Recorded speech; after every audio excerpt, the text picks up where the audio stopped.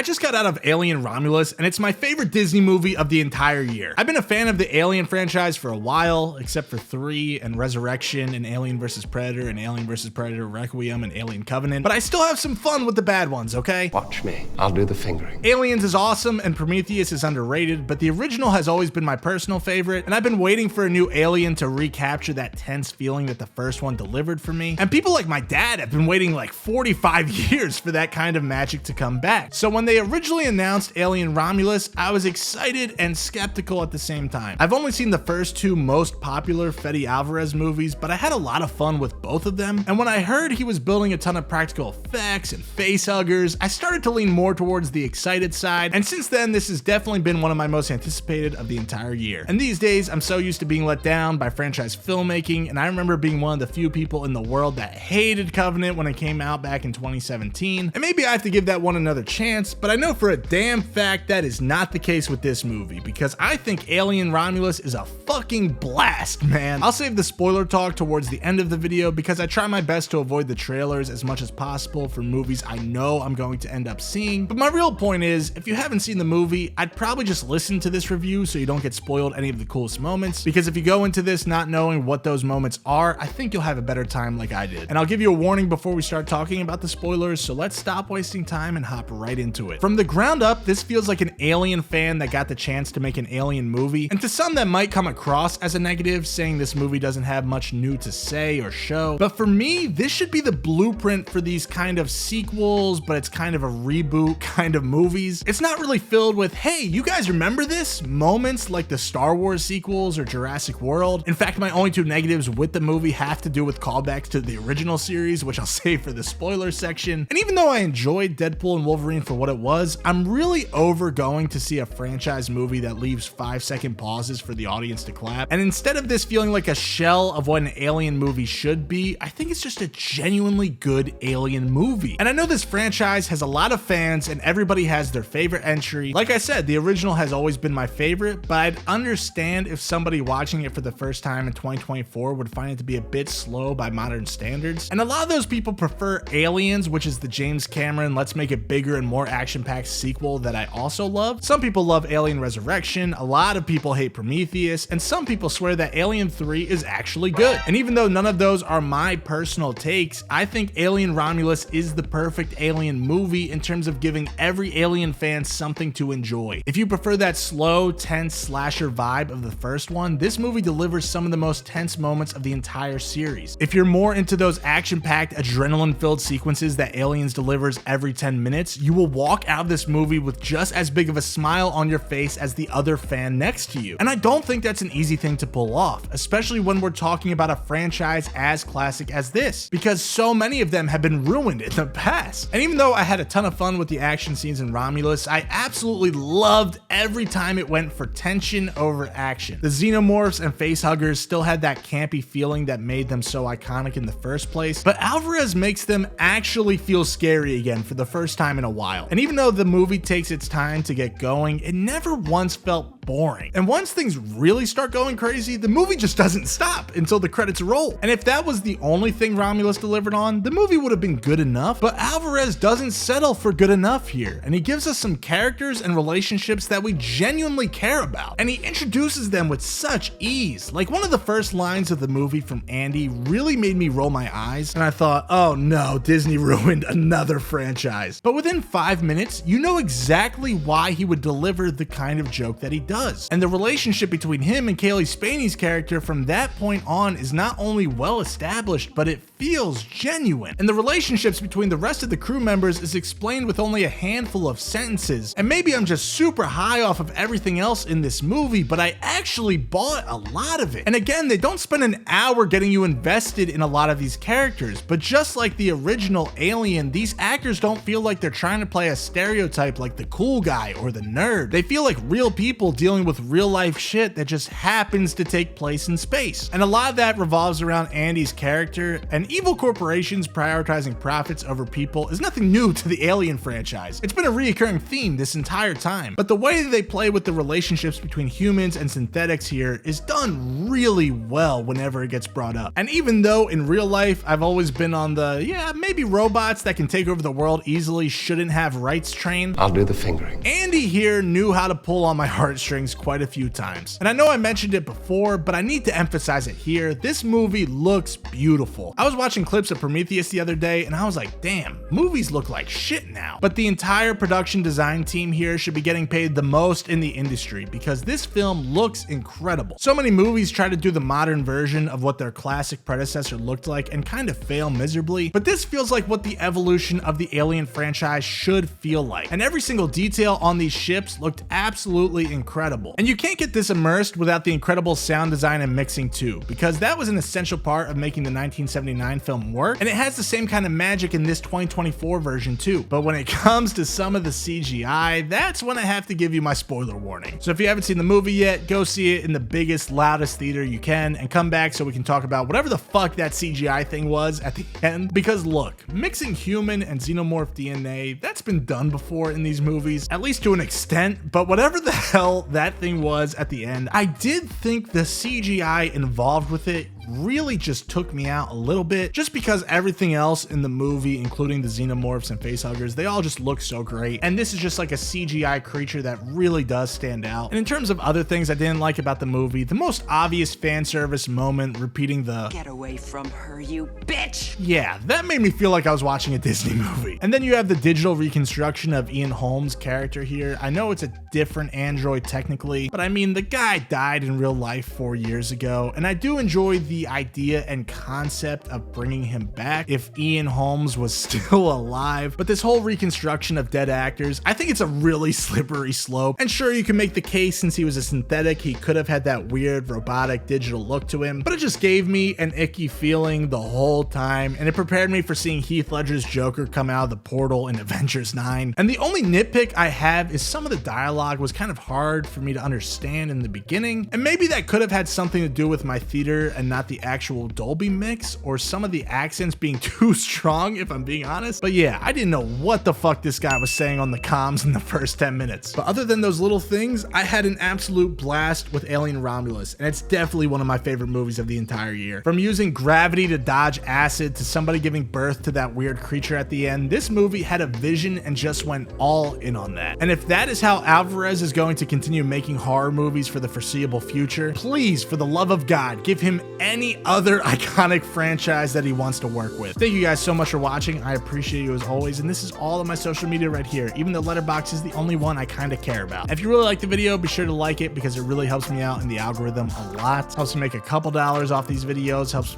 more people find the videos. If you dislike the video, that's okay too. I don't really mind. But if you're one of those people that really like the video, the subscribe button, it's right there. We talk about every kind of movie, whether it be horror, mainstream Marvel stuff, indie, whatever it is. I just like talking about movies on here. But most importantly, I want to hear from you in the comment section. What did you think of Alien Romulus? Did you love it? Did you hate it? Did you think it was eh? Where do you rank it in the Alien franchise for yourself? To me, Alien and Aliens is definitely the top two. I would have to rewatch Prometheus to see if I like this more or less than Prometheus, but it's right up there for me. And if you like this video and you want to see more, YouTube thinks you're really gonna love this video right here. So I hope my other video delivers for you. And this is Chase. Thank you so much for watching as always, and I hope you have an awesome day. Thanks.